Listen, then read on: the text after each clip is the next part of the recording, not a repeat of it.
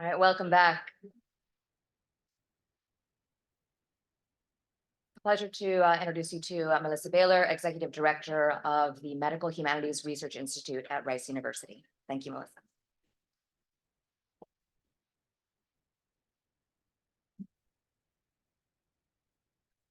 Bienvenue, welcome everyone to this panel, whether you are attending in person or virtually. So just as a reminder, we have 2 speakers on this panel, and it will last about 75 minutes, and we'll hold Q&A until after both our speakers have given their talks. I'd really like to thank our dazzling host for today, Dr. Nikki Clements, for the opportunity to participate and introduce our next set of speakers. So our first speaker today it's a personal honor for me to introduce her, Dr. Lynne Huffer. She taught here and in the French Studies Department at Rice University when I was a graduate student, and our cohort was frankly in awe of her, not only for her incredible scholarship, but also her unwavering mentorship and consistent kindness. She came to Rice after having taught at Yale and is now inspiring other students and scholars at Emory University as a Samuel Candler Dobbs professor. Unsurprisingly, she has won 4 major teaching prizes at Emory and Rice Universities, as well as the Modern Language Association's Florence Howe Award for Feminist Scholarship in English. Dr. Huffer is the author of 2 books on feminist theory, Maternal Pasts, Feminist Futures, and Another Colette, and of particular interest for today, a trilogy on Foucault's Ethics of Eros. They are Foucault's Strange Eros, Are the Lips a Grave, and Mad for Foucault. She's published widely on these topics, as well as on the Anthropocene, auto theory, queer theory, and ethics. Her new book, which is in production with Duke University Press and forthcoming in spring 2025, is an experimental hybrid philosophical memoir with original artwork titled These Survivals: Autobiography of an Extinction.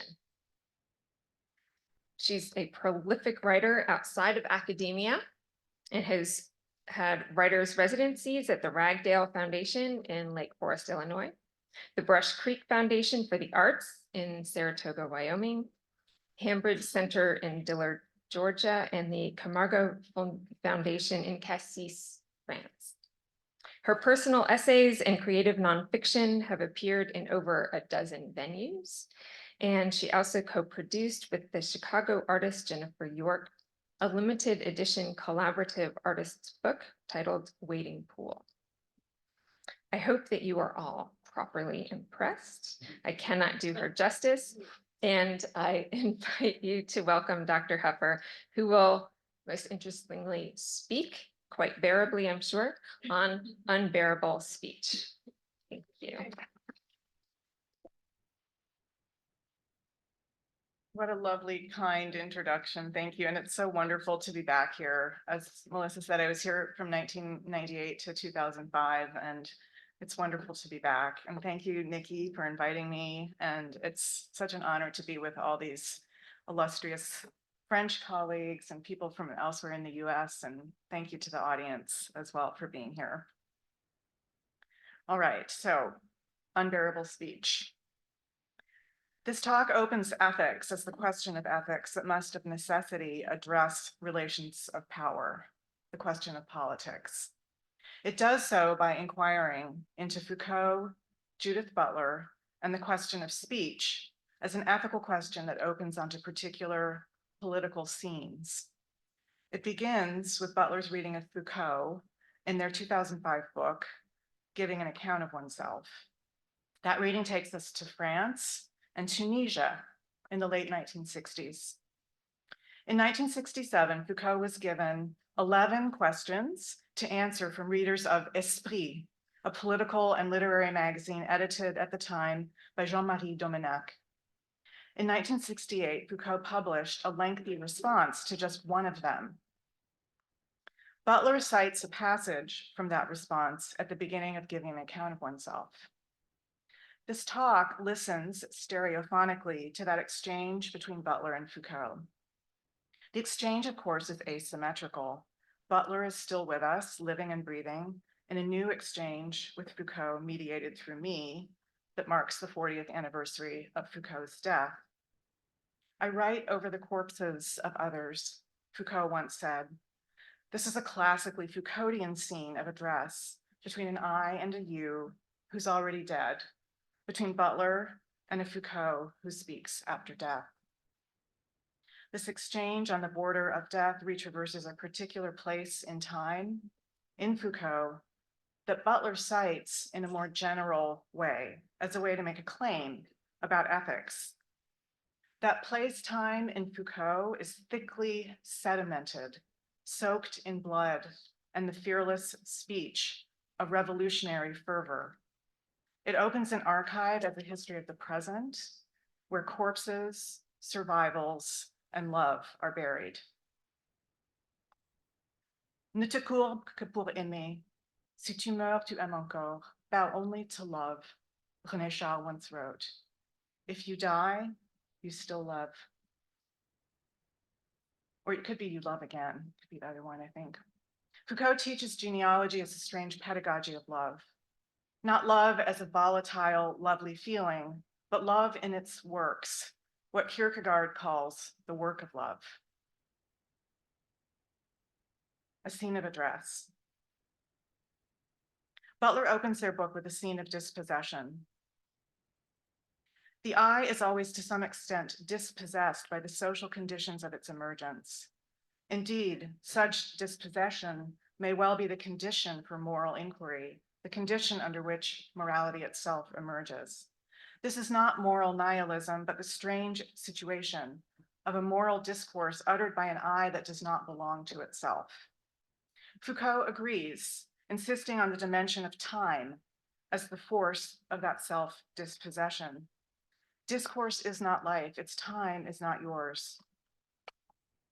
Le discours n'est pas la vie. Okay, you guys, something's happening with my slides. They're like out of, anyway, they're somehow like the original slides are not coming through the way I made them. So there's supposed to be the rest of this, which says, so it's le discours n'est pas la vie, son temps n'est pas le vôtre. Let's see, where am I? Many of you will recognize the striking phrase from the concluding sentence of The Archaeology of Knowledge. Discourse is not life, its time is not your time. That's how it's translated. But in giving an account of oneself, Butler cites the famous line from an unruly English translation of a text that precedes the publication of The Archaeology of Knowledge by a year. The text in question is Foucault's 1968 Réponse à une question, translated into English twice under two different titles, published at least 5 times. Butler's citation of Foucault's famous line on page 36 of Giving an Account of Oneself comes from Colin Gordon's 1991 revision of his 1978 translation, Politics and the Study of Discourse, published as chapter 2 in the Foucault Effect, Studies in Governmentality. Foucault uses the rhetorical tool of anaphora, repetition of a word or phrase, to bring attention to the temporal dispersion of the archive. Discourse is not life, its time is not yours. The phrase is an utterance an unknown they cannot bear to hear.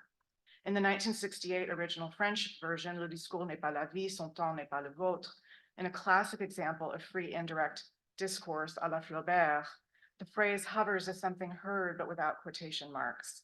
We cannot know who is speaking. A year later, in The Archaeology of Knowledge, the phrase is repeated, this time in quotation marks, and the rest of it should be there, but it's not, but it's okay. Intensifying the gap between the utterance and its speaker. It's actually sort of appropriate that it's not there, you know? The proliferating translations beginning in 1972 intensify what Butler calls the speaking subject's dispossession even further.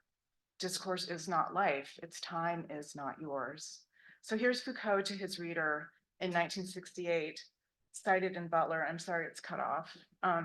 Would I have to assume that in my discourse, it is not my own survival, ma survie, and that hyphen is in the original, ma survie, that is at stake, and that by speaking, I do not exercise, conjure, my death, but establish it, or better, that I abolish all interiority into this outside, j'abolis toute intériorité en ce dehors, that is so indifferent to my life, so neutral, that it knows no difference between my life and my death. And I modified the translation in Butler a little bit. I'm happy to talk about that later if you'd like. And then Butler to their readers in 2005, citing Foucault in 1968. These rhetorical questions mark a sense of inevitability in the face of the fact that one's life cannot be redeemed or extended through discourse. For those who believe that language houses an intimate subjectivity whose death is overcome there as well, Foucault writes, they cannot bear, so this is still Butler citing Foucault, they cannot bear, and one can understand them a little, to be told, discourse is not life, its time is not yours. And this is Butler continuing. The slides are funny. So the account of myself that I give in discourse never fully expresses or carries this living self. It is only in dispossession that I can and do give any account of myself. This is funny because I'm a collage artist, so this is so cool.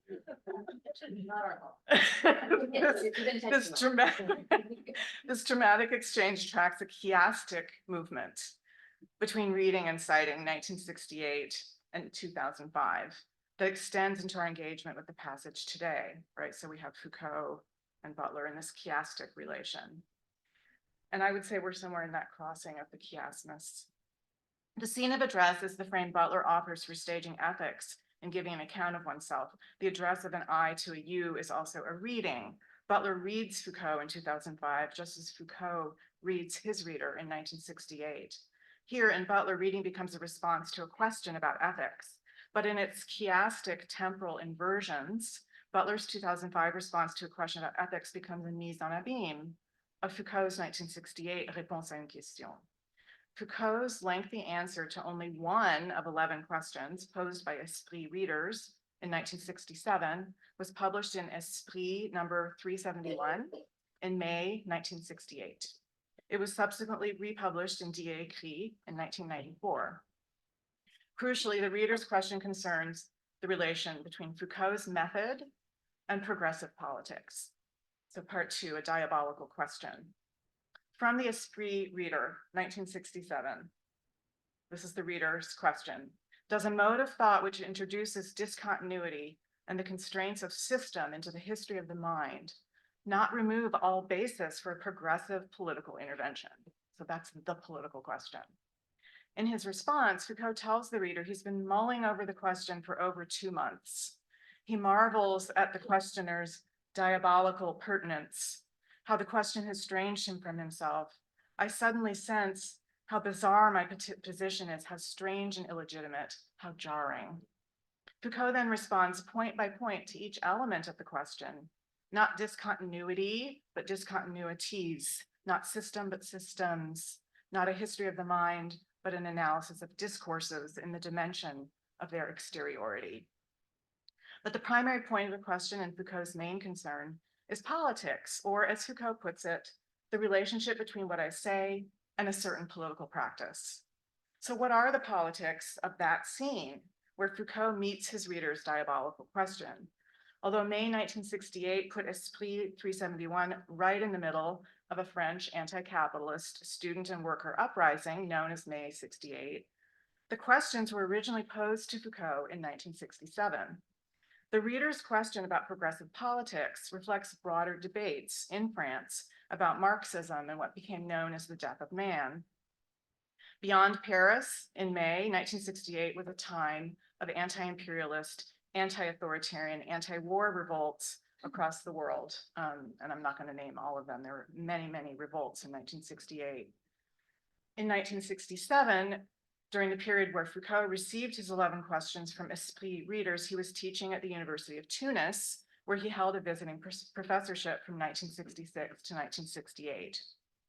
On June 5th, 1967, At the start of the Israeli-Arab Six-Day War, an anti-colonialist student group, socialist student group, Perspectives, organized a protest at the American and British embassies in Tunis to denounce US and British support of Israel.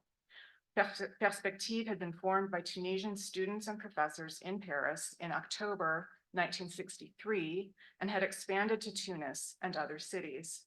A faction broke off and attacked homes, businesses, a synagogue in Tunis's downtown Tunisian Jewish neighborhood, Quartier de Lafayette. The government crackdown following the protests was swift and brutal. Private military tribunals imposed harsh sentences on those arrested, including a theology student, Mohammed Ben Jennett, whose 20-year sentence of forced labor made him a focus of protests that would erupt the following year. 9 months later, in March 1968, 2 months before the publication of Esprit 371, a large student protest movement erupted at the University of Tunis. Historian Burle Hendrickson describes this protest as the first large-scale call for democratic freedoms by Tunisians. While the events of May 68 in France are widely documented and even etched into the French collective memory, Tunisia's March 68 is generally omitted from accounts of this period, including among scholars of Tunisia. Foucault's later interview in 1978 with the Italian Marxist Duccio Trombadori brings to the fore his primary concern in answering Esprit readers' questions in 1968. Again, the relationship between what I say and a certain political practice. Foucault tells Trombadori that the Tunisian experience politicized him.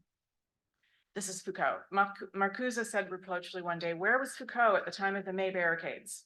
"Well, I was in Tunisia." Following the events of June 1967, Foucault allowed his students to use his apartment as an organizing space, shielded from state surveillance. He hid a printing press in his garden to print posters, newsletters, and leaflets detailing the imprisonment and torture of arrested activists, as well as pamphlets, such as The Question of Palestine. Foucault donated part of his salary to fund his student Ahmed Otmani's legal defense after his arrest. As the events of March 68 unfolded, Foucault became convinced that his telephone was being tapped. At one point, he was stopped in his car and beaten.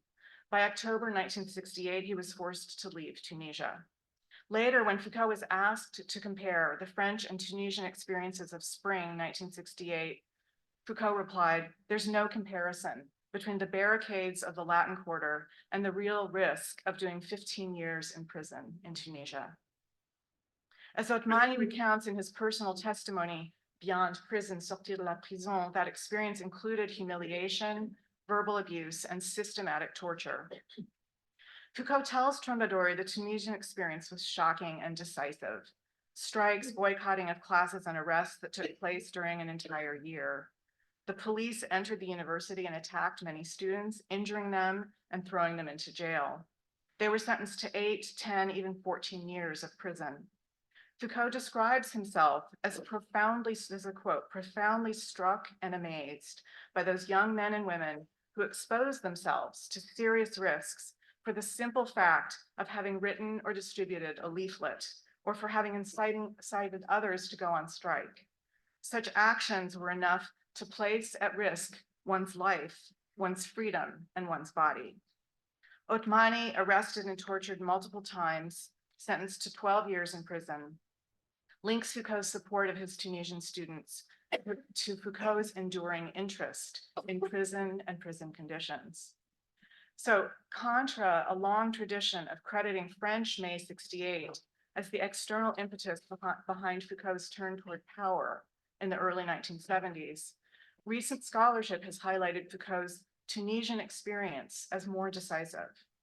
Hendrickson's framing of March 68 in Tunis as part of a transnational movement brings valuable clarity to these differing views.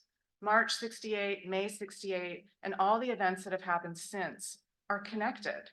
Both before and after March 68, Tunisian activists used Paris as an information relay center and a hub of political activity.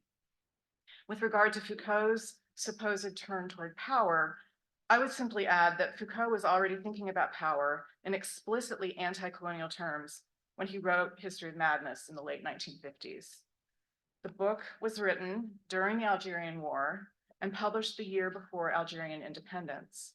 Given those events, it's not hard to hear the anti-colonial tone of the book's 1961 preface. There, Foucault links the violent exclusion of madness from the Western ratio to a universalizing system of thought that violently produces the Orient in order to colonize it. The West's, quote, colonizing reason needs the Orient as the other that stimulates a Western search for truth. So how does all this relate to Butler's use of Foucault in their book about ethics? Of interest here is how Tunisia shifted the relationship between Foucault's writing and his political attitude, what he called in Esprit the relationship between what I say and a certain political practice. Foucault tells Trombadori that his political experiences with the French Communist Party, le PCF, in the early 1950s left a rather bad taste in his mouth. Foucault admits that after the disappointment of the PCF he had closed himself up in what he calls a kind of speculative skepticism. In the late 1960s, Tunisia changed him. He felt compelled to experience and take part in something absolutely different from all that muttering of political speeches and debates that occurred in Europe. Unlike Poland or in France, those, quote, cold academic debates on Marxism, unquote, in Tunis, he says, everyone was drawn into Marxism with radical violence and intensity and with a staggeringly powerful thrust. Marxism was less a way to analyze reality than what he calls a kind of moral force that left Foucault stupefied, a true political experience. The moral force embodied by the Tunisian activist Foucault knew cracked open the solipsistic philosophical space he had come to inhabit after writing History of Madness and after the end of the Algerian War. They modeled for him a different thinking and a different kind of speech. 3, thought of the outside, la pensée du dehors. If Foucault gives an account of himself in the 50s and 60s as a speculative skeptic, one might see The Order of Things as the manifestation of that posture. And yet a book is more than its pages. Oddly, for many who've actually read the book, Les Mots et les Choses quickly became a bestseller when it was published in Paris in May 66. Although Foucault had received some attention for his earlier efforts, History of Madness, Birth of the Clinic, his book on Raymond Roussel, The Order of Things made him famous, often as the target of vicious attacks. Again, this seems odd, to me anyway, given how difficult and for some even dull the book is. Do people actually read it? That's a genuine question. Does the book's popularity come down to that single closing sentence that captures as image the death of man? If the arrangements that produced man, a recent invention, were to disappear, then one would certainly wager that man would be erased like a face drawn in sand at the edge of the sea. Certainly everybody knows that sentence, right? Reading for politics, when we read that sentence, we should see a very specific shoreline. The island of Djerba off the coast of Tunisia.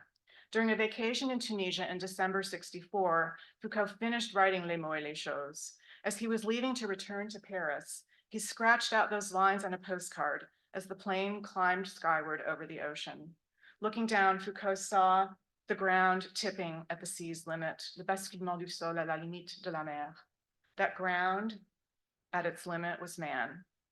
When the student and worker uprisings erupted in France in May 68, the journalist Maurice Clavel said to his wife, "There it is, we're in full Foucault, en plein Foucault." Because really, wasn't the order of things the formidable herald of a geological cracking of a humanist culture that would come about in May 68? Clavel's comment reflects a common attitude toward the anti-humanism Foucault had come to symbolize. With the publication of The Order of Things in May 66, the book was described as a revolution in philosophy that brought together Marxist dreams of political upheaval and the death of man. 2 years later, the barricade strikes and protests of May 68 seemed to be proof of the truth of such statements. But there's more to this relation between top politics and man's space at the edge of the sea. Foucault's political activity in Tunisia was not just an awakening to the moral force of a speech different than what he had known in the blinkered world of the French intelligentsia. To hear the speech of the anti-colonial, anti-imperialist, anti-American student-led left in Tunisia was to hear a Marxism unlike the one Foucault had known. The Marxism Foucault had long rejected was the humanist Marxism of the PCF. Exactly 2 years before the uprising in Tunis, the PCF declared that Marxism is the humanism of our time. With Foucault's Tunisian political activities, the seemingly apolitical death of man in the order of things takes on an anti-colonial political valence. This is the death of Western colonizing extractive man.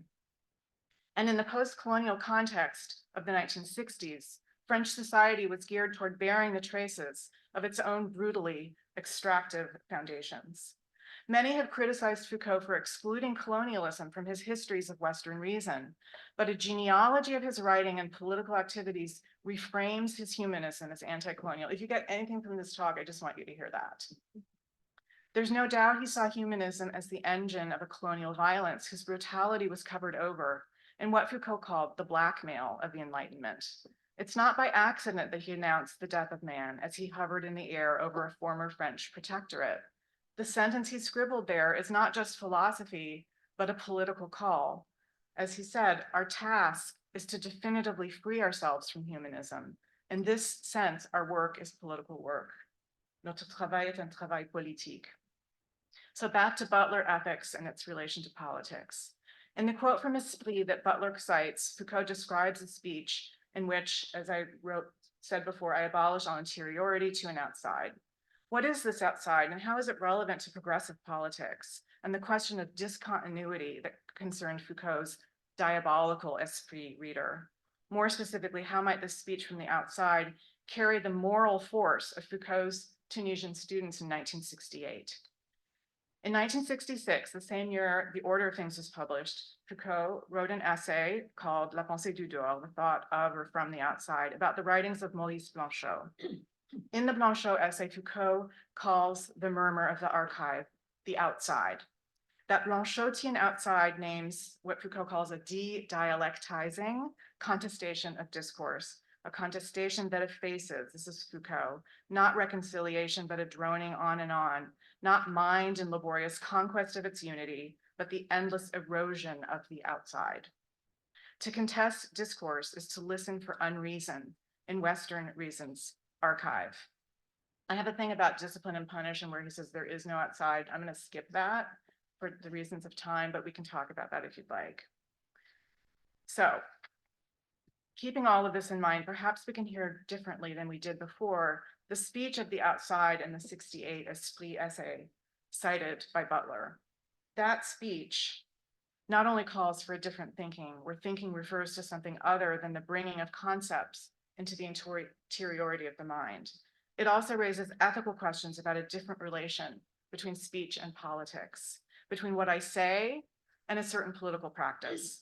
The question here moves beyond one I've asked before: how might my speech open thought to its outside? In 1966, Foucault articulated a thought of the outside in the context of what he characterized as a speculative cynicism closed in on itself. In 1968, the literary I speak of the 1966 outside is itself eroded by the parasiastic speech of a new outside. The Blanchotian abolition of interiority becomes political. In Tunisia, Foucault participated in a political movement that transformed him and those he supported. He describes the experience as a conversion motivated by a stupefying moral force. And that conversion, thought becomes an event, a form of action in which the self disappears. And I just have one super short last section, unbearable speech. And what of Butler? I've tried to really listen in a stereophonic mode to Butler in their phenomenological account, which I didn't get into, and Foucault's archival one. We might call this double listening auditory parallax, the effect of which would be a radical displacement of a sense object, something heard, caused by a change in the listener's position, a bit like stereoscopies, seeing double. Through the auditory parallax of Butler's account, Foucault becomes like Kierkegaard in Work of Love in Recollecting One Who Is Dead. We might suddenly hear him addressing his readers as if they were already dead. We might listen for the archival gap of his unspoken speech. Perhaps we can hear him most acutely in those 10 questions he never answered, in a posthumous murmur as the slender gap in the path of speech he longed to be. Discourse is not life, its time is not yours. Foucault says the sentence, acknowledging all the while that we don't want to hear it. The speech is unbearable. In the 1968 passage leading up to the lines Butler quotes, twice Foucault writes, ce qu'il y a d'insupportable, ce qu'il y a d'insupportable, that which is unbearable, that which is unbearable. One of those instances of unbearability is elided in the English translation. Like the English unbearable, the French insupportable is that which cannot be carried, from the Latin insupportare, to carry, and Old English. It's so funny. The negation, and then bear on, to carry, bring forth, give birth to, endure, carry a burden. Here, stereophony does its work, for in repeating the unbearable in the original French response to a reader's question, ce qu'il y a d'insupportable, ce qu'il y a d'insupportable, Foucault rhetorically exploits a paradoxical relation between the unbearable and anaphora that is missed in the English translation, derived from the Greek anaphorein, to carry back, from ana, back, and pherein, to bear or carry. Anaphora carries that which cannot be carried. It bears the unbearable. Foucault's anaphoric phrase, ce qu'il y a d'insupportable, ce qu'il y a d'insupportable, responds to the anaphora that shapes Butler's book and my own experiment in stereophonic listening. Discourse is not life, its time is not yours. The phrase is repeated again and again across Foucault's texts, their multiple translations, in giving an account of oneself, and now, here at Rice in this talk. Discourse is not life, its time is not yours, is shadowed by death. In this sense, it is the drumbeat of the unbearable. But as anaphora, in its form as discourse deprived of a subject, the phrase carries that which cannot be borne or carried.